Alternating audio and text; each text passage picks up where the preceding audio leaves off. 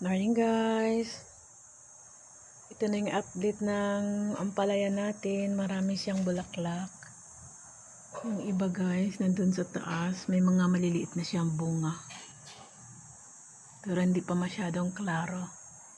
Kasi maliliit pa sila. Gumapang dun guys. Gusto nilang gumapang sa taas pa. Hey guys, good morning. Ito yung puno ng keeper lime ko. Guys, nilalagyan ko siya ng yung itlog. Pag may nagamit ako itlog, yung mga shell ng itlog nilalagay ko dyan. Morning guys. Ito na yung update ng kales natin. Yung pinunla ko, ito medyo malaki na siya. Dalawang paso lang